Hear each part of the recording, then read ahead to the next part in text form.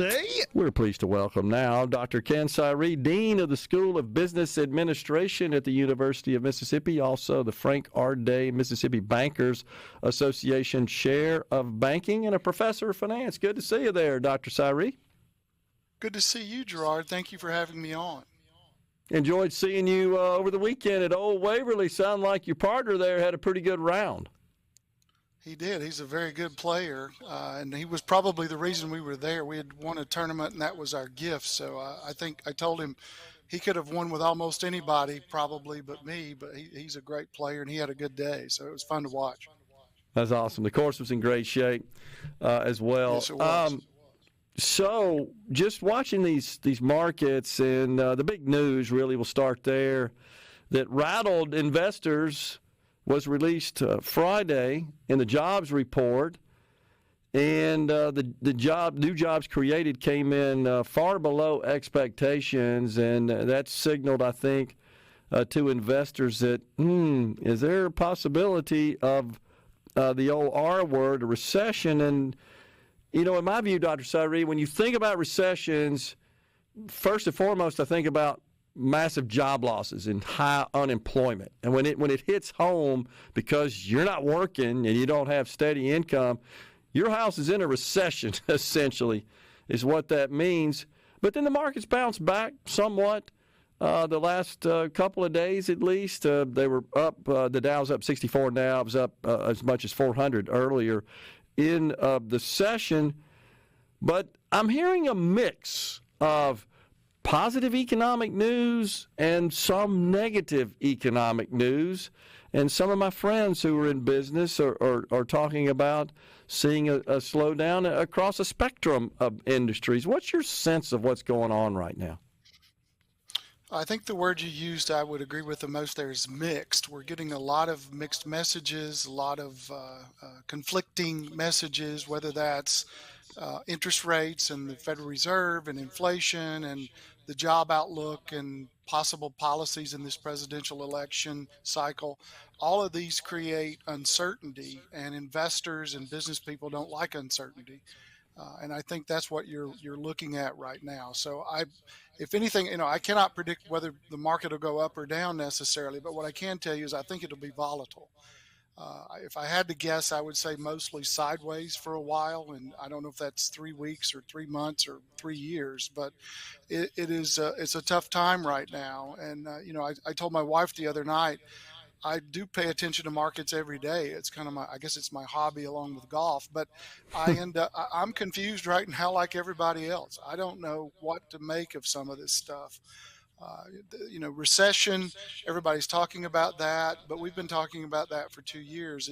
As you well know, we said, 8 months ago that we would have 6 interest rate cuts by now, largely because of the recession, and we have not had that. So it's incredibly difficult to predict what's going to happen. And, they don't call economics the dismal science for nothing, I guess. But it's just tough right now to get your arms around really what's going on.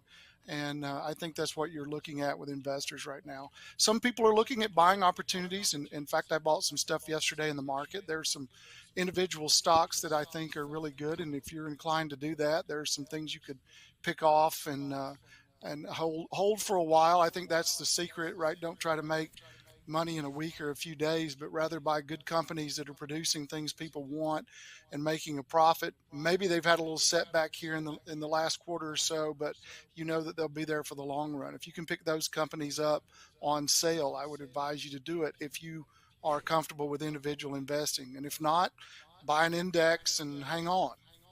Yeah.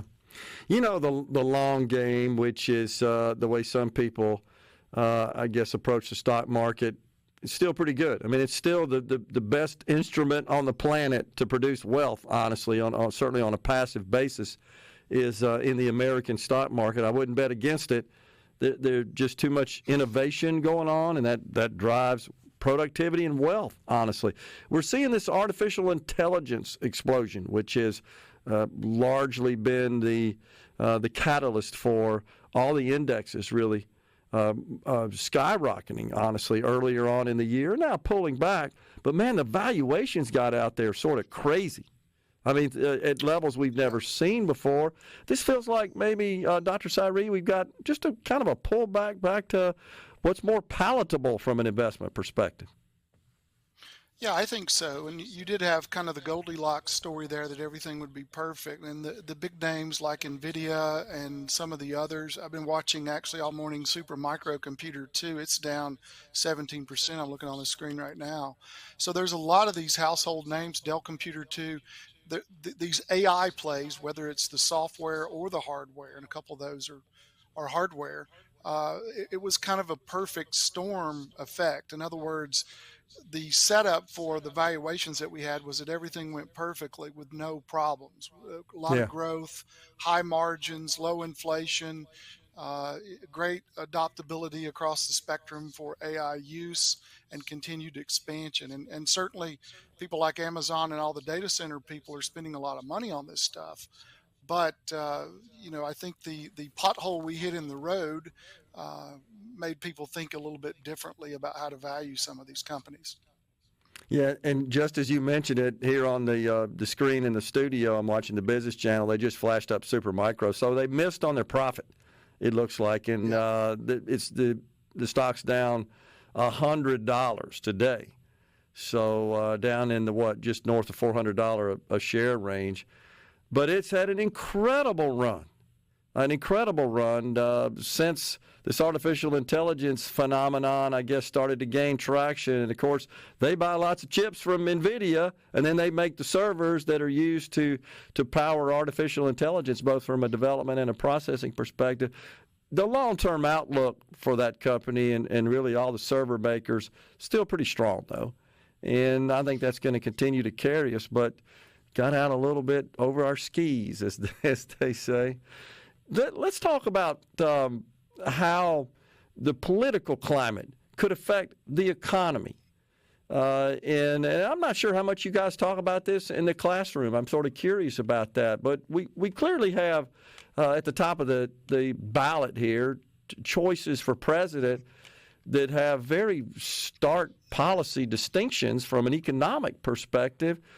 How do you think business is consuming that and making decisions today based on the prospect of either a Harris or a Trump presidency? Well, let me say, firstly, that when you look back at research, what we see is that in general, around election years, the stock market usually does pretty well. It doesn't matter which party is in power, which makes sense, right? If you're the incumbent, you want the market to be doing well. You want positive economic signals. That has really not been the case the last election cycle or two compared to the history that we typically experience. So there is that, but certainly Trump is more pro-business than the Harris and the new guy yesterday, Walz ticket. I don't know much about Walz, to be honest. I was very unfamiliar with him until yesterday, but it's a little disconcerting to hear some of the things that are coming out, which may or may not be true. But I think as any business person, you have to be worried about a recession, and you need to be thinking about exactly what you've been talking about this morning: oil prices, tax policy. Some of the rhetoric that I've heard is taxes going to 70 or 90% marginal rates. Well, that's terrifying to almost anyone who's making an income that would be taxed at that level. And I'm not sure what that level would be, but it would probably be lower than most people think. So those types of things drive decisions. They also drive investment. So you've got people that might not want to hire someone because of this data. You've got people that might not want to build a plan or maybe another restaurant or a branch of something that they might have because they're worried about the future. So people will probably pause, and that will be a self-fulfilling prophecy on the recession. That's what you get in these type of environments. I do think that no matter who gets elected, the country is strong and will survive. I would much prefer pro-capitalism policies where we get people that are hiring people that are providing the goods and services that we want as Americans. We could certainly argue a lot over the policies. And, I heard right before we came in here, you were talking about Trump talking about policy. That would be great. But I can't remember the last time a politician hardly talked about policy. It seems it's been a long time, which is probably why I'm not a politician. I just talk about policy. But we're up against really the break. Something to... Yes. Can you hang with us, Dr. Cyree? Sure. Yes, I can.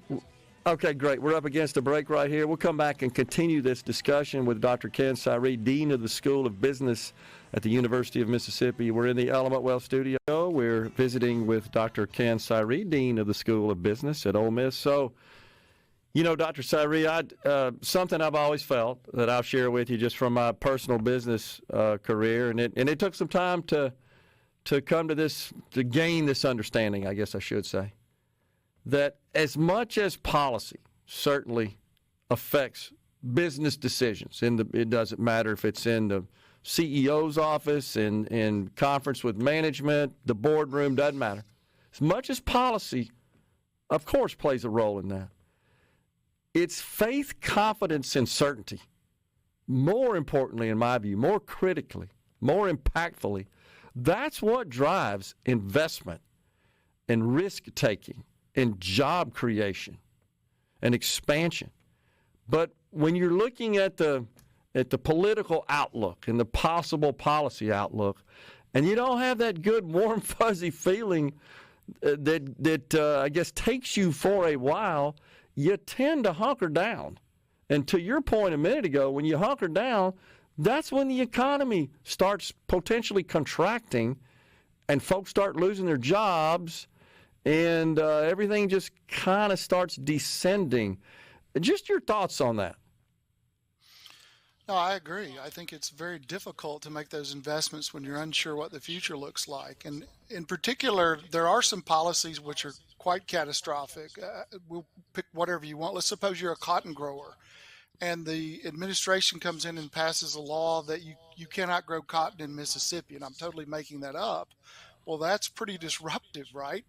And if you're worried about that, let's say that they floated that trial balloon, you wouldn't invest in a cotton picking property or growing or a gin, or I don't know anything about cotton, but I just picked that randomly.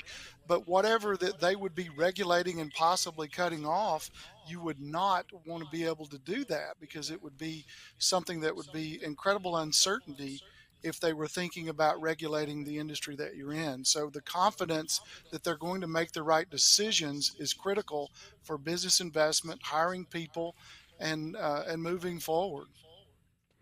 Yeah, the tendency is just to be risk averse. And honestly, there's got to be a balance. You don't want to see businesses, and particularly financial institutions. I mean, they're highly governed by risk profiles and risk mitigation and risk management, and they should be. We want them to be. But in the private sector in general, you got to take a little risk. And sometimes that means you go backward 1 to go forward 5. And that's just the way it works out.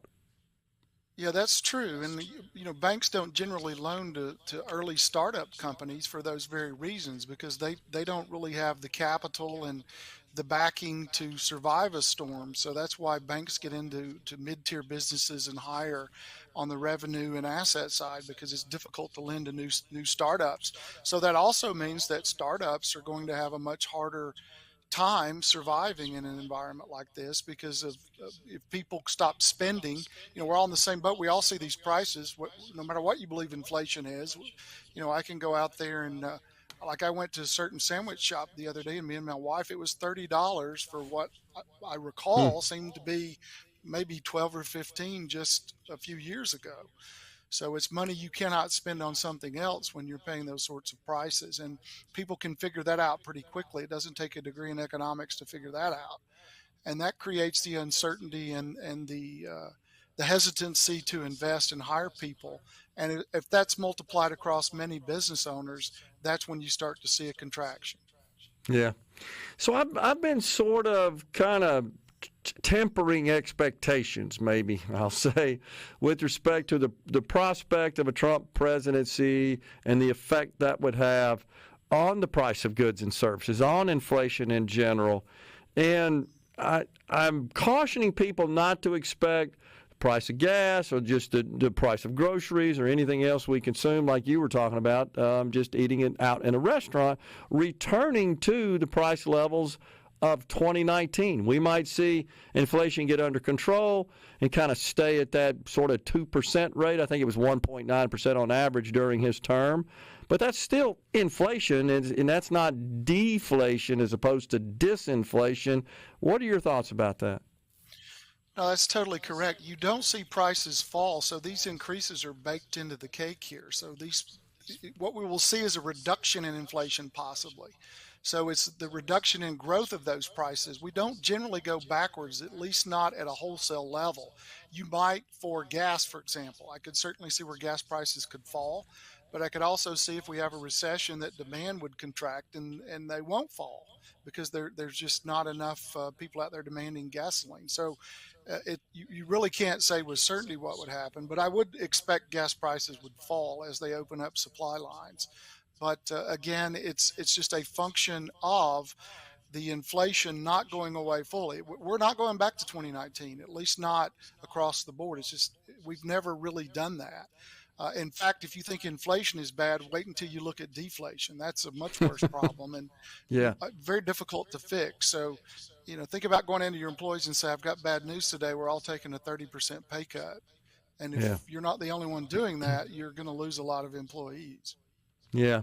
Or negative interest rates, a move that was tried in some countries. Japan, for example, is one that comes to mind, where you paid money to keep your money in the bank. You had to pay Germany that. too. Germany did that for right. a while too, for several years, and it doesn't make any. In fact, I taught for years you can't have negative interest rates, but I guess they proved me wrong.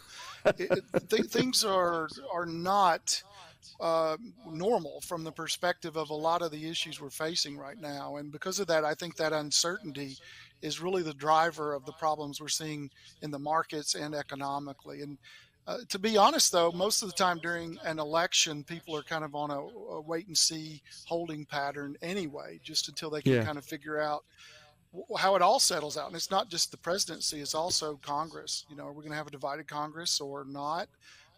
It's state level elections, it's local elections, it's a lot of things. The Tax Cuts and Jobs Act, the individual provisions of the so-called Trump tax cuts scheduled to expire at the end of 2025. We're starting to see a little discussion about it, but we're not nearly in the thick of this thing. It depends on, of course, who gets elected. But if the Democrats are in control and they get their way, they're going to let the thing expire. They're talking about reform, and they're promising, hey, nobody making under $400,000 is going to see a tax increase. Where do you see all this going, and how is this affecting the business attitude and climate in the country overall, where we don't know where the taxes are going? Yeah, it's a big problem. Having that work out to where they don't renew it is like a tax increase, right? You go back to the old rate, which was higher. So technically, I guess you could say they didn't increase taxes, they just didn't keep them low. But I'm not very concerned about rhetoric like that. I'm more concerned about the effect, and that will diminish investment. It will be a difficult thing to handle. For example, when you saw what happened in California when they raised the minimum wage, there are very few things that economists agree on both sides of the political spectrum, but that's one of them. If you raise wages, the businesses will pass those increased costs on to the consumer, and that's exactly what we saw in California. Even some of the California politicians are starting to admit now, yeah, maybe this wasn't the greatest idea to have a $20 minimum wage or whatever some of them set. But these things have real implications in the real economy. And politicians, maybe they need to get better advisors. I don't know. But most of this stuff is not hard to understand if you've lived some of these experiential things that have happened in the past. And most people are not stupid. They're going to figure out how to maximize their income. And if you start doing things to tax or to regulate or cause problems, they'll find another way around it. That's what smart people do. Yeah, there's no doubt about that. And of course, additionally, part of the tax plans for the Biden Walls ticket would include, of course, instituting a wealth tax, something they've wanted to do for quite some time. They want to quadruple the tax on stock buybacks from the present level of 1% enacted in the Inflation Reduction Act to 4%. I mean, all these things have an effect on capital. We got about a minute left. What do you think? Absolutely. It's unintended consequences. And when you start to put up roadblocks, people react to those incentives. You know, I've told my son since he was a small child, he's 38 years old now, and I told him, you almost cannot overstate the importance of incentives. Incentives matter. If you don't believe that, just change, you know, could be anything. It could be a production line. You change the incentives. We're not going to charge you back for poor work, for scrap. You'll see a change in the behavior of the people making stuff on that line. They won't worry No doubt about about quality it. because they're just going to run it through to try to increase their wages. That's normal. That's what happens when you make changes and don't think it through and talk to people and get the right policies in place. Absolutely so true. Dr. Ken Cyree, Dean of the School of Business at Ole Miss, has been our guest. Good to see you, Dr. Cyree. Thanks. Good to see you, Gerard. Thank you. We're stepping aside for a break, coming back with half an hour of talk in the Element Wealth studio.